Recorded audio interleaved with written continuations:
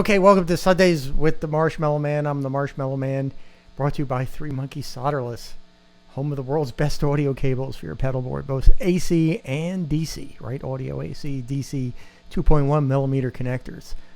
Check us out, link below, threemonkeysolderless.com. So, once again, we've returned to look at some YouTube activity, some questions that might have come up on the YouTubes, and maybe talk about this guy up here, right? Which is something we may have mentioned a while ago about phase 90s, right?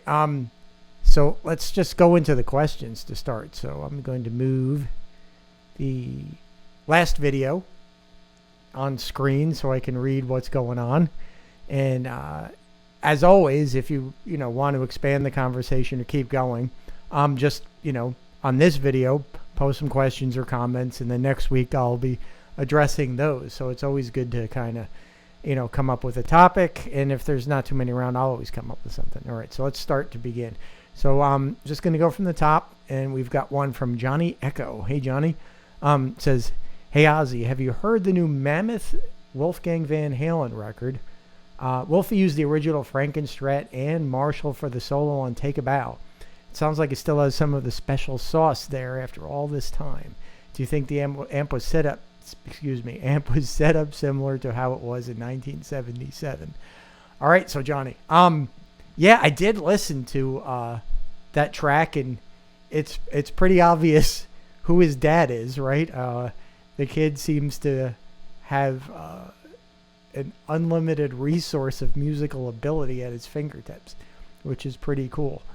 And that he used the original Frankenstrat and Marshall for the solo and Take a Bow. I listened to Take a Bow. It was definitely, reminiscent of his father's playing for sure, the solo in that song. So it was almost like, well, I don't want to. It has definitely some influences of like the music that I think he grew up with, right? Like the 90s, early 2000s kind of, hard rock. That's definitely in there, like the way that the vocals go in, the choice of chord progressions and all that kind of stuff. But then he came in, which is something that Eddie didn't do, right? And then he came in and blew the solo, which was just pretty cool. And yeah, I mean, it sounded great. I mean, do you think the amp was set up similar to how it was in 77? I couldn't tell you. I have no idea whether it was set up the same way, right? Because it was a different time, a different place. Wolf might know more than anybody else, or more than most, about what was going on back then, and maybe his father had showed him some of the things. But even so, I mean, even that Marshall was used on not countless, but many Van Halen records, and although there was a common theme running through it, I think that the amplifier, and he said so too, somehow always sounded different. And that's a part of the recording process, right? So, yeah, he could definitely have set it up the same way, but being that it would be in a different studio and, different mic placements, different mics, the console's different, the outboard gear is different, it's going to sound a little bit different, right? Everybody... and when they play is going to add a little bit of a taste of their own touch, right? So as close as it's going to get, yeah, I mean, I think I hear some definite similarities there. And, Wolfie is a great guy. I had the opportunity to meet him once, and I thought that he was a very, very humble person, which surprising, not surprising, I don't know, but a friend was working for him, on the last tour that they did with Van Halen, and he came over and introduced himself with his girlfriend and was very down to earth, very kind. So I got nothing but good things to say about Wolfie. His father definitely raised him, and mother raised him correctly. He seems like a solid guy, so good to see that. All right, so next, Johnny Bean. Hey Johnny, what's up? Hey dudes, hey dude, back at you. Yeah, so good to see you here. We got to get together sometime, so hit me up. Sometimes I sneak around. Johnny Bean has I don't know if for Van Halen nuts, he has a nightly or multiple daily hits on Van Halen related stuff, going to Guitar Centers, looking at gear, looking at EVH gear, bringing in different people that have, some experience in the industry. So he has a lot of interesting contacts. So I'd check out Johnny Bean too. So hey, Johnny. Pedro Lorenko. All right, 2707.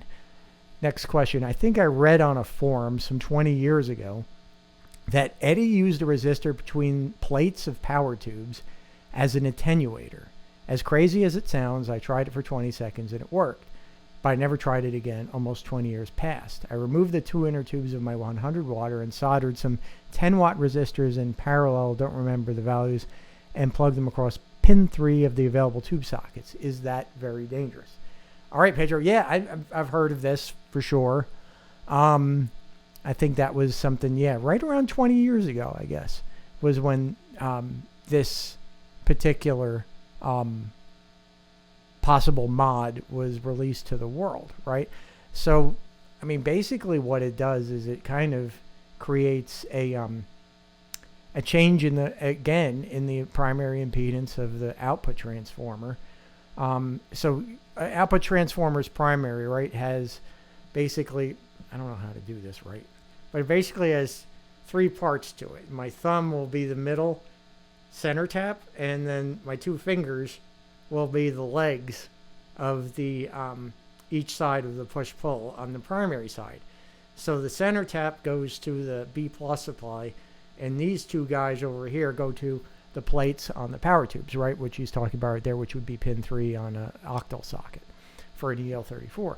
So what that has is, as you lower the value of that resistor right down to 0 ohms, you basically short across the primary of the transformer, and it changes the reflected impedance. So the lower that value becomes, the less output that you're going to have from the power tubes, and that will create a volume reduction, right? So it does work for sure. Is it dangerous? I don't think so. I don't think it's very dangerous. I think anything sort of, well, I shouldn't say that, right? Anything that when you start moving away from the stock design of the things, if other variables aren't accounted for, you can run into trouble, right? So is this going to change the way the tubes operate? For sure. Will it promote, some flyback on the transformer? It's possible. Will it change the bias of the tubes? For sure.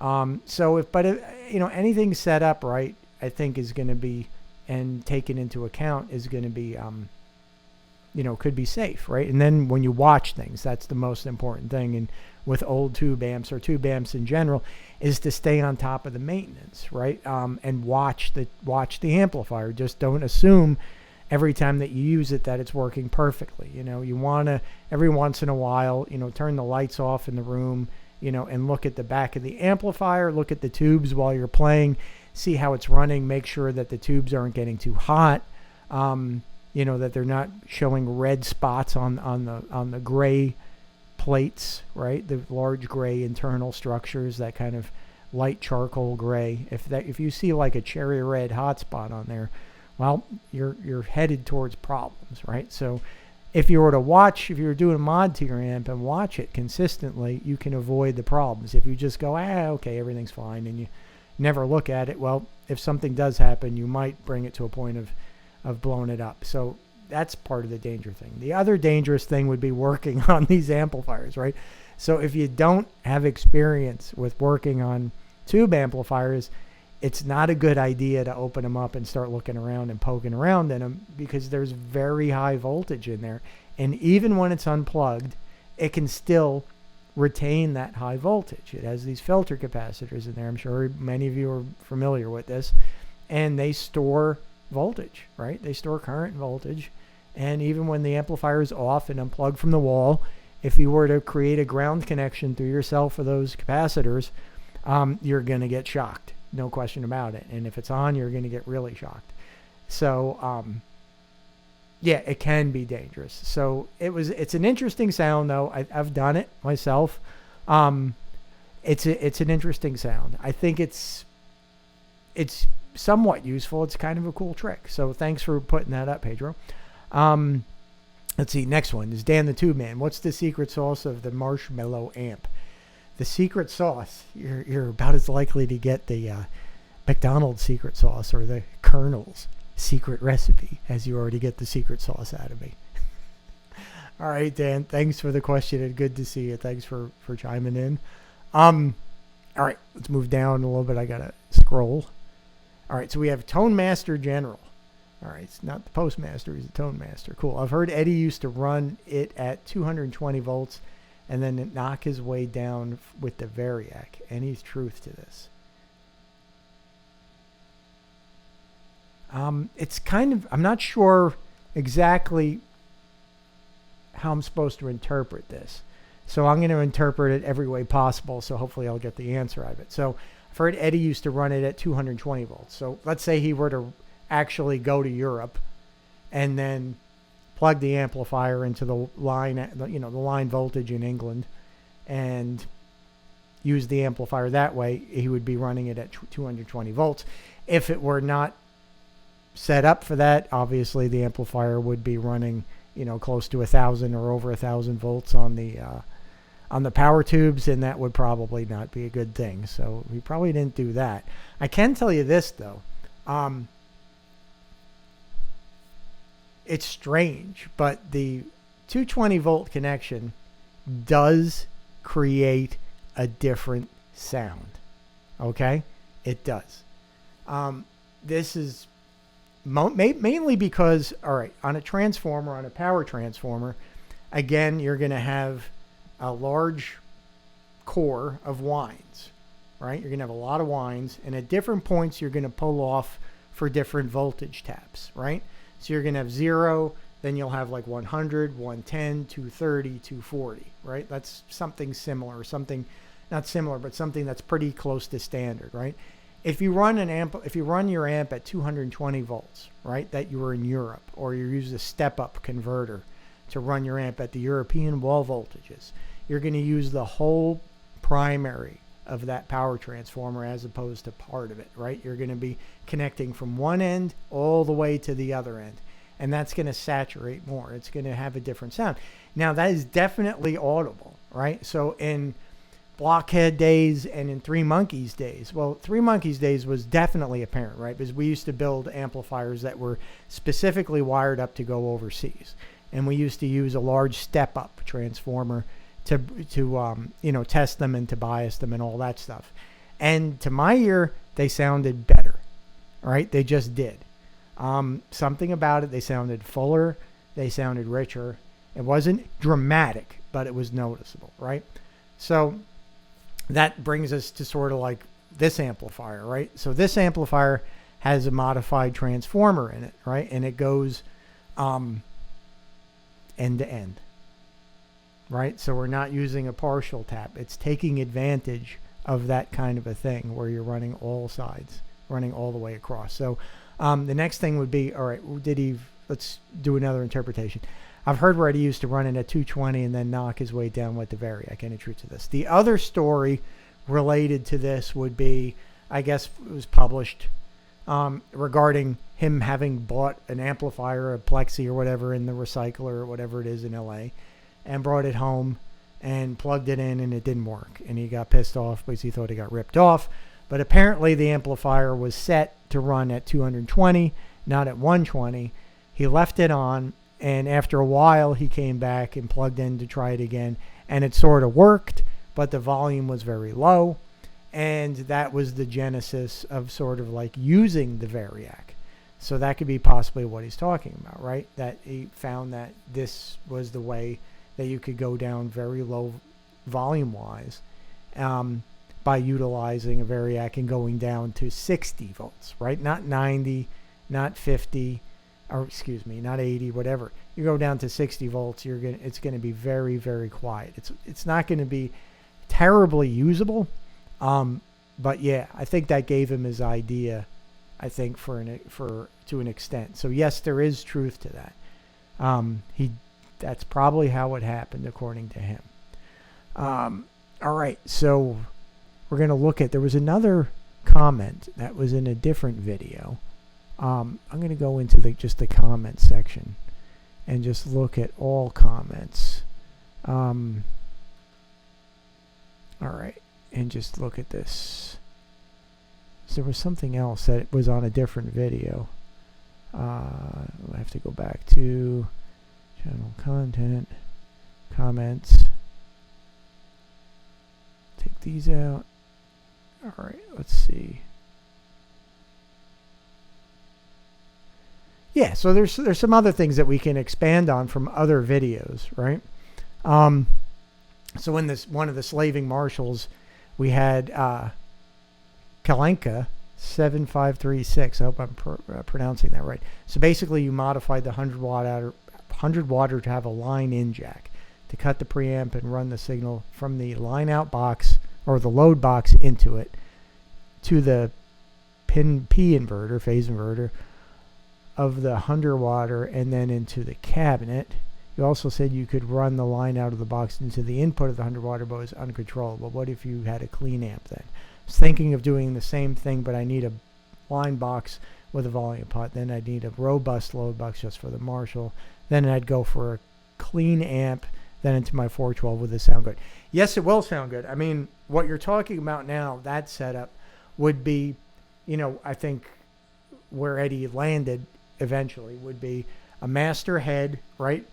And then for the clean amp, he was using at the end H&H solid state amplifiers, right? Sort of these 800 watt per channel solid state power amps that were very clean. So yes, that's the case. And yeah, that's what one of the ways I was doing the Marshall was in the slaving videos was running that small box 50 through my load box and then into the 100 watt, which I did put a line in, which was into the phase inverter, right? So I'm using that as a power amp, so to speak. Into the front of the next amp, it can be done, but you really got to mess with the tone controls and get it just about right. That's another way to sort of skin the cat. So that's interesting. Okay, let's see. We can go on. Find some more. All right, here's a good one. It's Van Halen Isolated. Oh, that's kind of cool. I'm guessing that he's got all those great tracks that we listened to, right, of just the guitar. Let me see. I'm going to expand the comment a little bit. All right. This is a little bit of compliments. Thank you so much. Then the small box plexi works great for the compression that you'd get with the Variac at 65 to 70 volts, not 90 like he had when playing live. If you put it on 90 volt, it barely makes a difference in volume and tone. Try the Variac in the 60 volt to low 70 volt range, and the volume will reduce dramatically, and the tone will chunk up with those low resistance pickups. I can't agree more. Right, so the 90 volt thing, I agree. I don't really hear a whole lot. I really don't. It's sort of there, but not really. It's not until you get down more that you start to see that effect take place, right? Where the amp starts to actually, it does get fatter. And in the Marshmello too, that was sort of the thing, right? It's below, if you were to Variac an amplifier down to get it to where this is, you'd be down pretty low, right? So the low resistance pickups do sound better in that situation, right? And someone else had discussed that also too regarding, and thanks for that, Van Halen Isolated. Someone else had brought that up too, that some of the later videos with this amplifier, it sounded brighter, right? And that was because I was using the Mighty Mite ceramic pickups, which are kind of darker.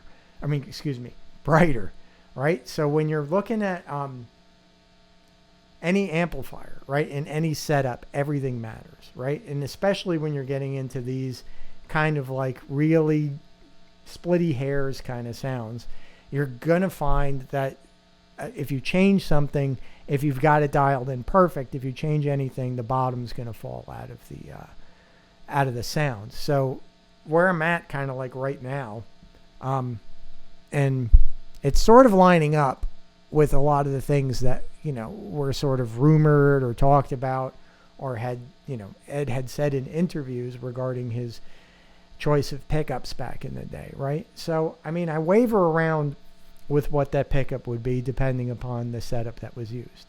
And I'm betting that Ed had his stuff set up different ways over different times, even back in the club days. He was probably always experimenting. But where I sit with now with this amplifier with the lower voltage, with sort of like the 0 ohm load, sort of like, changing the primary impedance of the transformer through reflected impedance, I think the pickup that seems to work the best for me right now is this one, which is basically a custom, right? Which would line up with putting a PAF magnet inside of a DiMarzio Super Distortion or a Mighty Mite, right? Because that's basically what this is. It's something around like a 13K wind with an Alnico magnet in it. So you have that that exact sort of thing. And what it does is it's a little bit darker, right? It's a darker sound than if you had the ceramic magnet in there.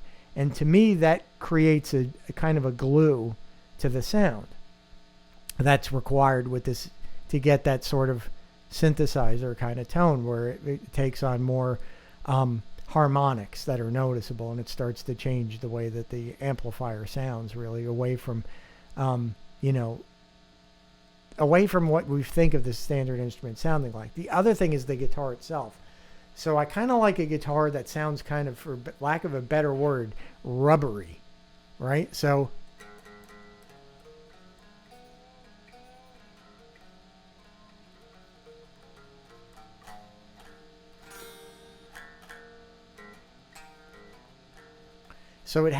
it doesn't have a real bright tone to it. It kind of sounds like the strings are maybe nylonish, right? And I think that's due to the construction of the guitar and the wood. Every guitar that you build ends up sounding different. And sometimes you'll find ones that have a very mellow sound, and sometimes you'll have ones that have this tinky kind of bright sound to them, right? So for this setup, I prefer like a custom mellow pickup, right, with a mellow sounding guitar. And it really gives you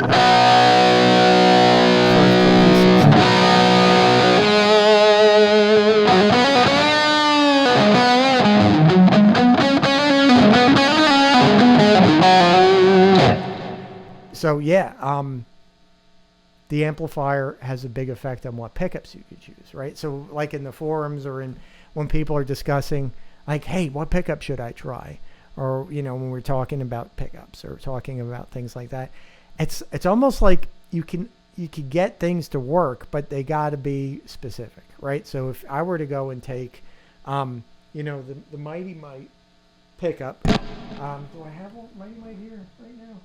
I do not. So we won't do that real quick, but it'd be a brighter sound. So people sometimes will be like, well, it works for me. And then you'll plug into your gear and it doesn't quite sound right. So everything has to be the same for everything to be the same, right? So yeah, definitely pickups can make a huge difference, and a lot of them can work. You just have to kind of change things to kind of work around that. Or maybe your ears are preferable to, the ceramic thing, right? Okay. So I think that's an interesting question. Let's see if there's anything more. Yeah, here it was exactly. It was Jimmy DeVere talking about yes, it might have been the guitars. I don't really have any further questions around blah blah blah. Continue and anymore. Yeah, I mean the guitars make a huge difference. They definitely do. So just because and the pickup, every pickup, I'm telling you, it's like I've gotten Seymour's, Antiquities and 78s and multiple times and put them in the same guitar, and even the same pickup wound by the same company is going to sound different. They just do, right? Because nothing ends up being exactly the same. There's too many variables. There's just too many variables. So it's kind of like my best advice would be to find something that's close and then start to pick and choose and get inches from everywhere that you can, right? You're not going to find it all in one place. You kind of go here and there and there and there and there. All right, so that's kind of cool. I guess we're at 25 minutes almost, or 24 minutes. So I wanted to show you that thing, right? That was kind of cool. So I wanted to modify that script Phase 90 that I had. So I just decided to rehouse it in this box and painted it pumpkin, right? So I know what it is, and I put some controls on there to change the way that it behaves, and also did some modifications inside the box to actually make it boost a little bit more. All right. So I was always thinking that Ed said his phaser didn't really phase too much. It was more of a boost. So I was like, I've always wanted to mess around with the phasers. I've done that before, but I don't know where I put all the ones that I kind of like built and destroyed. So I decided to put this one together again. And what it has is this is like the blend, right? So you can mix in how much phase you want. That's the stock speed. And then this one's what you call a width control. And the mod itself is available. I think it was originally just published by R.G. Keene, who's like a really good engineer specializing in effects. And he gives away a lot of information. Never had the opportunity to meet him. I've gotten stuff from him, and I've always considered him to be a pretty knowledgeable, valuable resource for everybody that's in this area. So if you don't know R.G. Keene, look it up. So that's the mods. So if you want to hear, right? So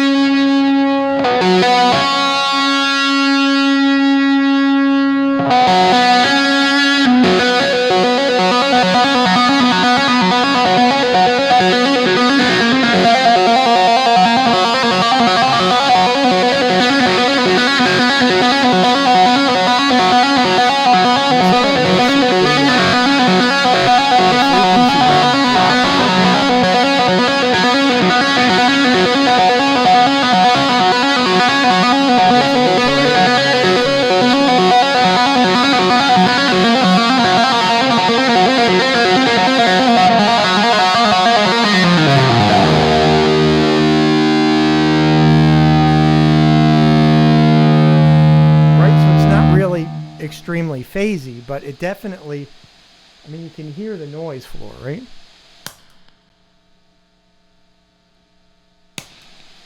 Right, you definitely hear that there's a boost going on there, and maybe that's something that was done to the phaser, that it was not so much, you know, a really wicked, you know, swirly kind of deal, that it was, you know, use it a lot for, you know, getting gain out of there. But really, there's so many ICs inside of this that you can easily bypass a couple of stages, make it into a phase 45, and turn two other stages into something that would be akin to, you know, either a clean boost. You could put diodes in there and end up turning it into a distortion plus phaser. I mean, there's a lot of things you can do to these. So I wouldn't put it past him and Jose or somebody to kind of like, you know, monkey around with that gear and see if they could get, you know, closer to what he was looking for, right? We'll listen to it.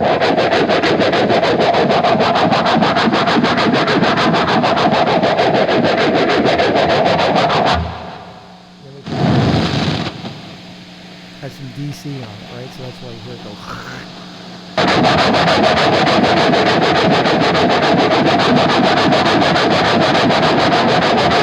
go. dramatic of a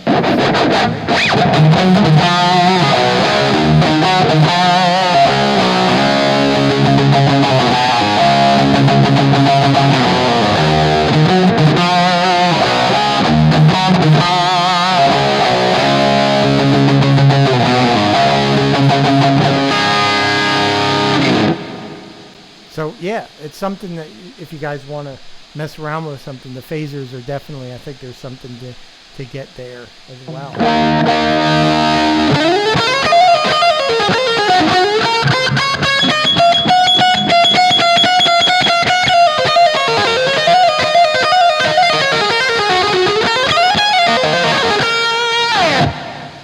You hear those little tinkies, right? I think that's also true, like evidence that like his pickups were slammed all the way up on the string, right? Which is what you're hearing on some of this stuff, right?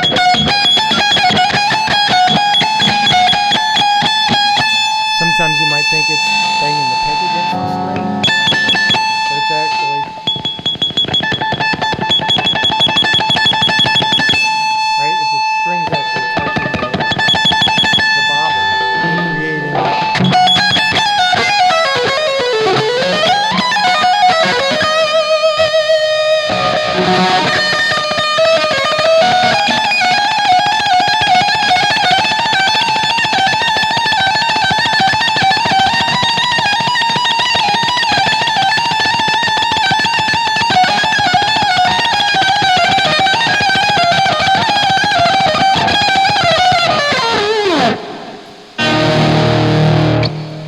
So yeah, I think we're at a half an hour now. I think that's fun for today's discussion. So tell me what you think about some of the ideas that were people throwing out and some of the responses, and we'll continue this. So thanks again for watching, and we'll see you next time.